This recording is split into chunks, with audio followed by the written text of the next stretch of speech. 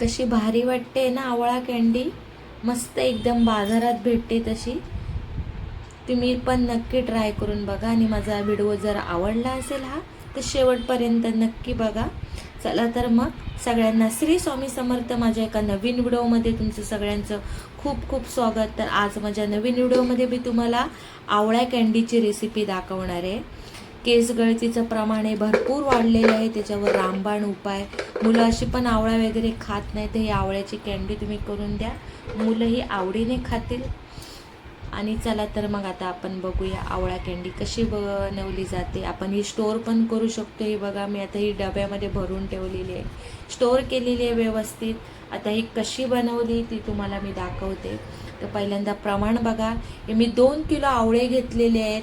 आवळे पण बघा, जास्त कवळे पण नाही आहेत, बरोबर मीडियम जे असतात ते घेतलेले आहे. साईज पण बघा, असे थोडंसं लालसर घ्यायचे, जेणेकरून कसे आवळे कँडी आपली मस्त होते.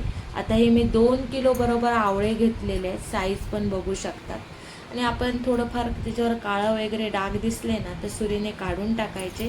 तर आपल्याला आता काय करायचं आहे, हे जे आवळे आहेत त्यांना आपण पहिल्यांदा बॉईल करून घ्यायचं आहे, मस्तपैकी उकडवून घ्यायचे आहेत त्यांना. पण ते पण प्रमाण आहे, जास्त पण उकडवायचं नाही. आता मी एका साईडला हे गरम पाणी ठेवलेलं आहे. तर आपल्याला अशी एक चाळण घ्यायची आहे, जी त्या भांड्यावर राहील, जे आपण बॉईल करायला उकडवायला ठेवणार ना, टोप काही असो, त्याच्यावर जे वर असं राहणार ना, पाण्यात बुडता कामा नये. ते भांडं वरच राहायला पाहिजे, जेणेकरून आपले आवळे आहेत ना ते व्यवस्थित त्याच्यामध्ये शिजून निघतील. आणि आवळे आपल्याला जास्त पण शिजवायचे नाही आहेत, 90%च शिजवायचे आहेत. का ते पण तुम्हाला सांगते. आता एका भांड्यामध्ये हे मी आवळे होते, ते काही एका साथ होणार नाहीत, कारण छोटी चाळण आहे. तर मी 2 वेळा उकडवून घेणार आहे. तर आता मी कढई जी घेतलेली आहे ना, तिला 2 कान आहेत, त्याच्यामुळे कसं ते बरोबर त्याच्यावर अडकणार आहे. ते बघा, आतमध्ये जाणार नाही, वरच राहणार. आता मी काय करणार आहे, त्याच्यावर ना झाकण ठेवणार आहे. झाकण ह्याच्या आधी ठेवायचं आहे की ही आपली जी वाफ आहे ना बाजूने, ती बाहेर अजिबात जाता कामा नये, नाहीतर आवळे शिजायला टाईम लागणार भरपूर. तर आता हे बघा, त्याच्यावर आता मी ताट ठेवणार आहे परत कढई काढून, कारण ही साईडनं हवा जाते बघा त्याच्यातली. आता मी गॅस मीडियम करणार आहे आणि ही कढई काढून आता मी त्याच्यावर ताट ठेवणार आहे, जेणेकरून आपली हवा ही अजिबात बाहेर जाणार नाही, आपले आवळे व्यवस्थित शिजले जातील. आता बघूया 10 मिनटानंतर बघितल्यानंतर ना, 10 मिनटं भरपूर होतात. तर आवळे बघा मस्त सुटलेले आहेत बघा. सुरीने असं चेक करायचं. हे बघा, आणि हे जास्त शिजून घेतले नाही आहेत बरं का मी. बघा तुम्ही, जास्त असं त्याचं असं ते खिमाट कसं नाही झालं आहे बघा, मीडियम शिजवले, जेणेकरून कसं हे व्यवस्थित कँडी आपली तयार होणार. आता मी काय करणार आहे, हे काढून घेणार आणि दुसरे आवळे होते ते परत एकदा कढईमध्ये टाकणार, ते पण शिजून घेणार आहे. असे घ्यायचे, जास्त एकावर एक नाही टाकायचे, नाही तर शिजायला टाईम लागतो.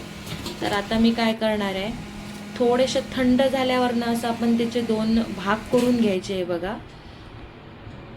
सुरी लावल्यावर ना ते आपण जे होणार, जास्त वेळ असं हे कापावं नाही लागत. सुरी लागली ना की आपणच त्याची भाकलं होतात बघा. हे बघा, तर आता असं सगळं आपल्याला हे करून घ्यायचं आहे. आणि आपल्याला आता काय करायचं, एक भांडं घ्यायचं आहे. आता हे मी 2 किलो आवळे घेतलेले ना, तर ह्या 2 किलोला मी 2 किलो साखर घेणार आहे. तर 2 किलोला 2 किलो किंवा त्याच्यापेक्षा थोडंसं पावणा किलो साखर घ्या तुम्ही. 1 किलो आणि अजून पाऊण किलो, म्हणजे 2 किलोपेक्षा थोडीशी कमी, पण जास्त पण कमी नाही करायचे, कारण ते प्रमाणच तसं आहे त्याचं. त्याच्यामुळेच आपली आवळा कँडी मस्त गोड होणार आहे. तर आता बघा काय करणार आहे मी ते. आता 2 किलो साखर घेतली आहे ना मी. आता एक डब्बा घेणार स्टीलचा, आणि भांडं पण जास्त पसरट नाही घ्यायचं. तर हे बघा, आपले सगळे आवळे आता असे भाकलं करून झालेले आहेत बघा. त्याची बिया काढून टाकल्यात, जास्त न शिजल्यामुळे बघा शेप पण त्याचा व्यवस्थित राहिला आहे. आणि आपल्याला जास्त करून हे असेच घ्यायचे. आता मी काय करणार आहे, एक स्टीलचा डब्बा घेणार आहे. डब्बा जास्त पसरट नाही घेणार आहे, असा थोडासा ना आकाराने कमीच घ्यायचा, म्हणजे आपलं हे ना जे हे बनवणार ना पाक, तो व्यवस्थित त्याला लागला जाणार. आता या भांड्यामध्ये आवळे टाकायचे थोडेसे, त्याच्यावर साखर टाकून घ्यायची. असंच करायचं, जेवढे आपले आवळे आहेत ना, एकदा आवळे टाकायचे, साखर टाकायचे, आवळे टाकायचे, साखर टाकायचे, आवळे टाकायचे, साखर टाकायची, असं करून सगळे आवळे टाकून घ्यायचे. आणि शेवटला आवळे टाकून त्याच्यानंतर आपल्याला परत त्याच्यावर साखर टाकायची आहे आणि साखर ही वरच ठेवायची आहे. जेणेकरून काय होतं माहिती आहे, दुसऱ्या दिवशी आपण ते बघणार ना त्यावेळी ना त्याचं पाणी झालेलं असणार. आणि आपल्याला हे 4 दिवस बाहेरच ठेवायचं आहे डब्यामध्येच. आणि चमच्याने ना वर खाली करून घ्यायचं. जायचं काय होतं माहिती आहे, साखर ना खाली चिपकून राहते. आणि ना जेव्हा आपण हे 4 दिवस आपण हे ठेवायचं आहे पाण्यात, पण ढवळत राहायचं सकाळ संध्याकाळ 1-2 वेळा तरी. आणि आपण गॅसच्या बाजूला नाही ठेवायचं, नाही तर फेस येतो त्याच्यावर. आणि जास्त फेस नाही यायला द्यायचं आहे. 4 दिवस झाले ना की आपल्याला हे ना चाळणीमध्ये गाळून घ्यायचं आहे व्यवस्थित. आणि जे पाणी ते निघणार नाही साखरेचं, ते आपण एका बॉटलमध्ये भरून ठेवायचं. जर आपल्याला ॲसिडिटी वगैरे होत असेल ना तर हे आपण ना सकाळचं थोडंसं पाण्यात टाकून ते घ्यायचं. आता हे बघा, हे मी सगळं ना 4 दिवसानंतर व्यवस्थित हे बघा एका चाळणीमध्ये गाळून सगळं घेतलं. आणि हे बघा असं पाणी पूर्ण काढून टाकायचं. आता थोडे मी हे बघा या ताटात पसरवून ठेवलेत. आणि मी ना 4 दिवस हे पाण्यामध्ये ठेवलेले. आणि आम्हाला हे वाळवायला ना बरोबर 2 ते 3 दिवस लागले. असे करून एक ताट घ्यायचं पसरट आणि त्याच्यामध्ये लांब लांब करूनच वाळवून घ्यायचे. इथे काय ऊन नसतं मुंबईमध्ये, त्याच्यामुळे मी फॅनखालीच वाळवलेले आहेत हे. तर आता मी हे 2 ताटामध्ये घेऊन ना मस्तपैकी असं वाळवून घ्यायचे त्याला. तर तुम्ही नक्की ट्राय करून बघा. हे केस गळतीवर एक मस्त रामबाण उपाय. आणि असं पण आवळा हा औषधीच आहे, त्याच्यामुळे नक्की ट्राय करून बघा तुम्ही. थोडी लॉंगली प्रोसेस आहे, पण अतिशय असा गुणकारी आहे आवळा, त्याच्यामुळे तुम्ही प्रयत्न तर करायलाच पाहिजे, हो की नाही. तर आता हे बघा पसरून घेतलेत व्यवस्थित. आता हे मी 2-3 दिवस म्हणजे आवळा मस्तपैकी सुकेपर्यंत ना बघा, ते साखरेच्या पाण्यातनं काढल्यामुळे बघा असं मस्त असा रसरशीत दिसतोय. खायला असाच पण छान लागतोय. पण असं जर आपण ठेवला ना तर तो जास्त दिवस टिकणार नाही, त्याच्यामुळे आपल्याला ते वाळवावं लागणार आहे. वाळवून ठेवल्यामुळे कसं डब्यामध्ये आपल्याला पाहिजे ते आपण ते 2-2 असे तोंडात टाकू शकतो. आता बघा हे मस्त रसरशीत दिसतं. असं पण त्याला गोड असा रस त्याच्यात आलाच आहे, पण आपल्याला सुकवल्यामुळे कसं आपल्याला स्टोअर करता येणार आहे. तर आता हे बघा मी मस्तपैकी आता हे सुकवून घेतलेले आहेत. आपले आता 3-4 दिवसानंतर मस्तपैकी आवळे आहे बघा सुकून झालेले आहेत. तर आता मी काय करणार आहे की थोडीशी साखर ना मिक्सरला लावणार आहे, बारीक करणार पिठी साखर. आणि थोडीशी 2 भागामध्ये मी डिवाईड करणार आहे, कारण सगळ्यांनाच गोड आवडतं असं नाही आहे जास्त.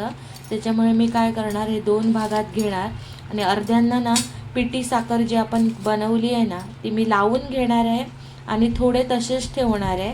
जर कोणाला जास्त गोड नको असेल ना ठेवायचे, पण जर साखर लावली ना ते एकदम अजून भारी लागतात हे.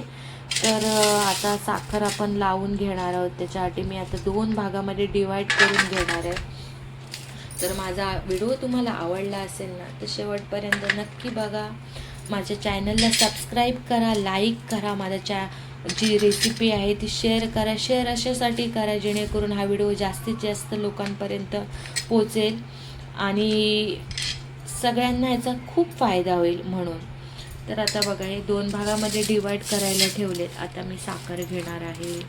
दिसत आहेत पण बघा ना कसे भारी सुकल्यामुळे, कसं बघा असे मस्त असे हे झालेले आहेत आणि चवीला पण एकदम अप्रतिम लागत आहेत ते. असंच खायला पण चांगले लागतात आणि साखर लावून पण चांगले लागतात. तर तुम्ही साखर लावलात तरी पण चालेल या कँडीला आणि नाही लावलात तरी पण चालेल. ट्रेनमध्ये वगैरे आपण बघतो 10-10 रुपयाला पॅकेटं वगैरे हे पॅक करून भेटतात. तर आपण पण हे घरी बनवू शकतो. थोडंसं वेळ लागतो पण भरपूर असं आपलं घरातलं आपण स्वच्छता असते त्याच्यामुळे कसं व्यवस्थित होतं. आता हे बघा पिठी साखर घेतलेली आहे ती आता मी याला लावून घेते. हे बघा व्यवस्थित अशी हाताने हे करून घ्यायची बघा व्यवस्थित. मी थोडीशी साखर टाकली आहे. तुम्हाला जर जास्त लागत असेल ना वाटत असेल तर तुम्ही थोडी जास्त पण टाकू शकता.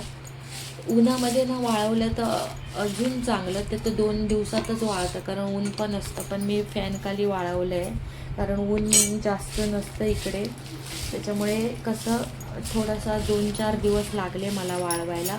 ऊन असलं असतं तर 2 दिवसामध्येच मस्त वाळून निघाले असते ते. आता हे बघा, दिसायला वाटतायत ना एकदम भारी, चवीला पण एकदम भारी आहेत बरं का. आता बघा, मी हे दाखवता दाखवता 2 तोंडात पण टाकले ते. बघा कशी भारी वाटते ती, बाजारात जशी भेटते ना तशीच आवळा कँडी वाटते ती. तर सांगितल्याप्रमाणे केस गळतीवर एकदम रामबाण उपाय, आणि आवळा हा औषधी आहे, त्याच्यामुळे त्याचं गुणकारित पण आहे तो. तर आपली ही आवळा कँडी मस्तपैकी अशी रेडी झालेली आहे.